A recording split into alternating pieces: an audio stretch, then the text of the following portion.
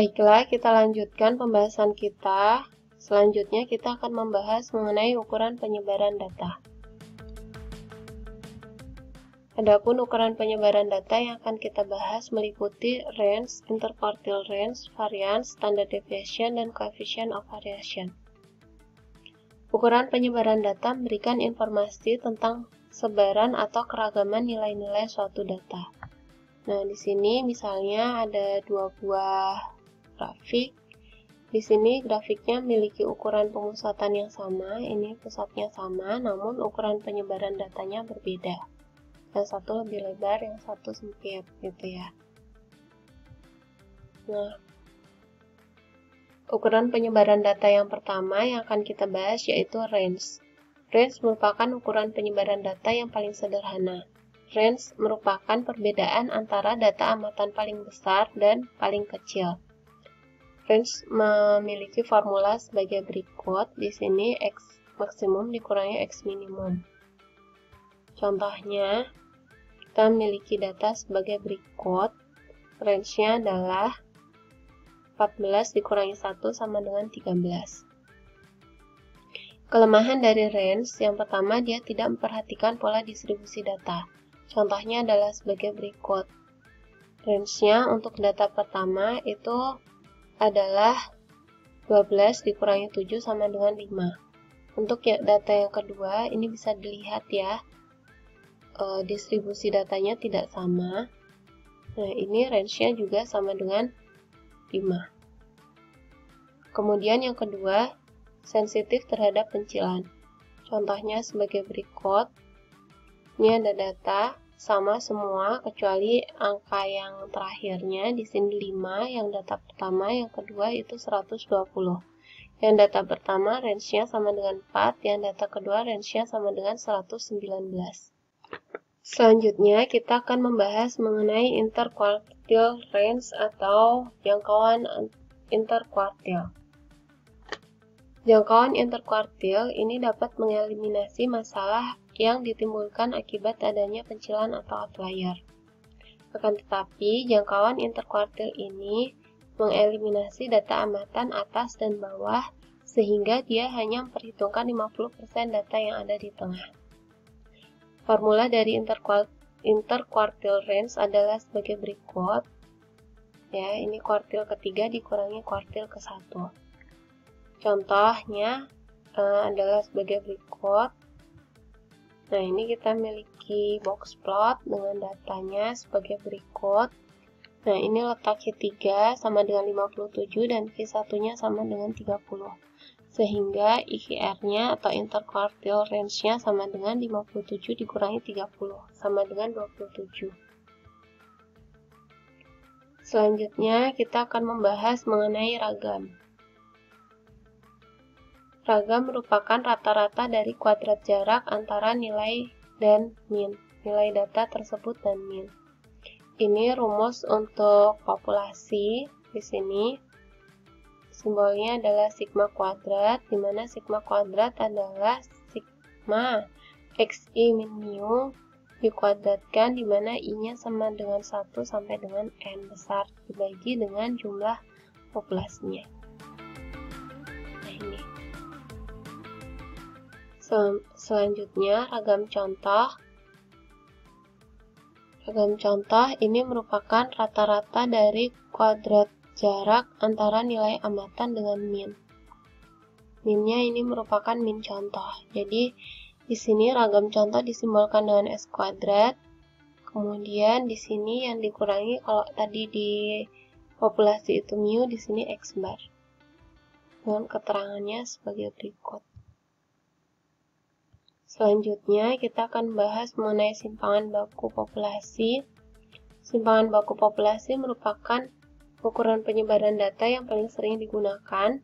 Simpangan baku ini juga merupakan akar dari ragam. Ya, ini menunjukkan keragaman terhadap min juga sama.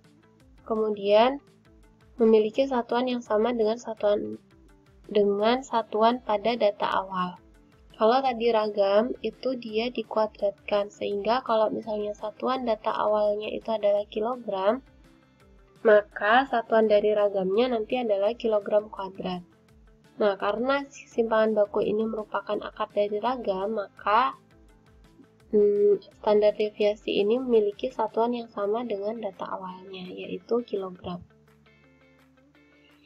Ini rumus untuk simpangan baku populasi disimbolkan dengan sigma saja. Ini merupakan akar dari ragam ya. Selanjutnya, simpangan baku contoh. Ini sama, ukuran penyebaran yang paling sering digunakan, kemudian menunjukkan keragaman terhadap mean dari si sampel. Satuannya sama dengan data awal, dia disimbolkan dengan S. Contoh perhitungan simpangan baku contoh, ini sebagai berikut. N sama dengan 8, diketahui rataannya sama dengan 16. Nah, ini contoh perhitungannya. Berdasarkan data contoh di atas, itu diperoleh nilai simpangan bakunya sama dengan 4,2.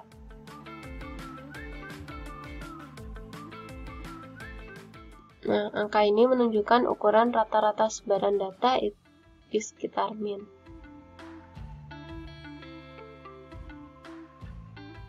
Nah, di sini mengukur keragaman data, itu ditunjukkan dengan kurva seperti ini. Kurva yang curam ini memiliki standar deviasi yang kecil, sedangkan kurva yang landai itu memiliki standar deviasi yang besar. Bandingkan simpangan baku, kita memiliki data A sebagai berikut, kemudian ada data B sebagai berikut, dan data C sebagai berikut. Nah, min dari data A itu 15,5, sedangkan standar deviasinya atau simpangan bakunya itu 3,338. Untuk data B itu sama, minnya 15,5, tapi dia memiliki simpangan baku yang lebih kecil, yaitu 0,926. Ini ya, ditandakan dengan ini dia lebih rapat datanya. Kalau yang ini dia sangat menyebar. Nah, sedangkan untuk yang data ke C itu minnya 15,5, dia simpangan bakunya 4,5. Nah, kalau di sini lebih jauh lagi jarak antar amatannya, sehingga di sini dia punya simpangan baku paling besar. Kemudian yang data B itu simpangan bakunya paling kecil karena datanya itu dia mengumpul. Kelebihan ragam dan simpangan baku adalah tiap nilai pada data itu digunakan dalam perhitungan.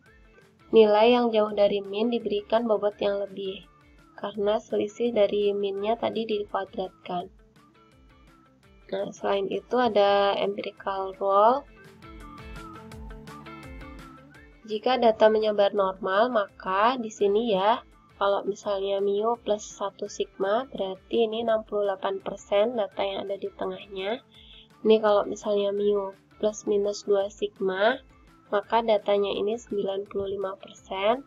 Kemudian kalau mu plus minus 3 sigma, maka dia di dalamnya itu datanya ada 99,7%. Nah, ini untuk yang mu plus sigma itu ada 68% data di antara mu plus minus sigma, 95% data di antara mu plus minus 2 sigma, dan ada 99,7% data di antara mu plus minus 3 sigma. Coefficient of variation itu mengukur variasi relatif antara ragam terhadap mean. Nah, dia itu biasanya ditampilkan dalam bentuk persentase. Di sini dapat digunakan untuk membandingkan dua atau lebih set data yang diukur dalam satuan yang berbeda.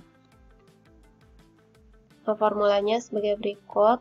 S-nya itu merupakan simpangan baku, X-bar-nya itu adalah rataan contoh.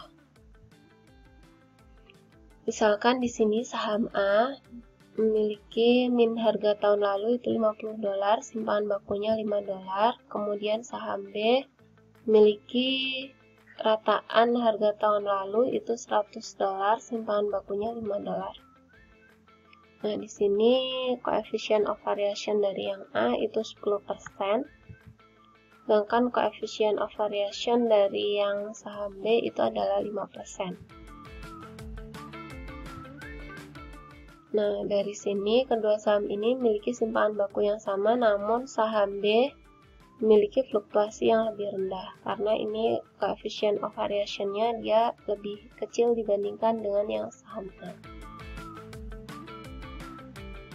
Sekarang kita akan bahas ukuran penyebaran selanjutnya, yaitu covariance. Covariance itu mengukur kekuatan hubungan linear antara dua peubah. Covariance populasi, ada juga covariance contoh. Nah, ini rumus dari covariance populasi, sedangkan ini rumus dari covariance contoh.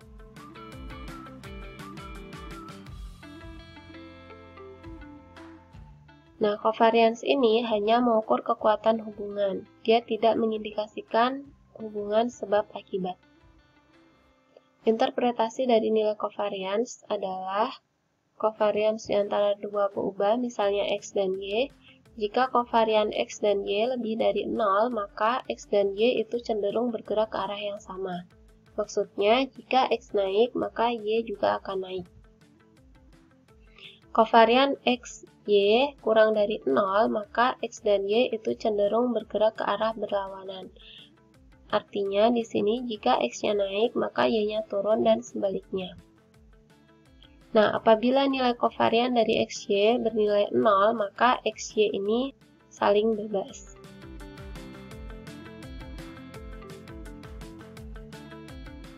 Nah, ini aproksimasi untuk data berkelompok. Misalnya kita ada nilai M1 sampai dengan MK, kemudian frekuensinya itu F1 sampai dengan FK, maka untuk populasi dengan N amatan itu rumus dari ini min adalah sebagai berikut. Ini untuk data berkelompok. Nah, ini untuk ragamnya, rumusnya sebagai berikut. Untuk data sampel dengan N amatan, maka formulanya sebagai berikut. Untuk ragamnya, formulanya sebagai berikut. Demikian untuk yang sesi kedua kali ini. Terima kasih. Kita akan lanjutkan ke sesi 3 untuk membahas bahasan yang terakhir, yaitu box plot.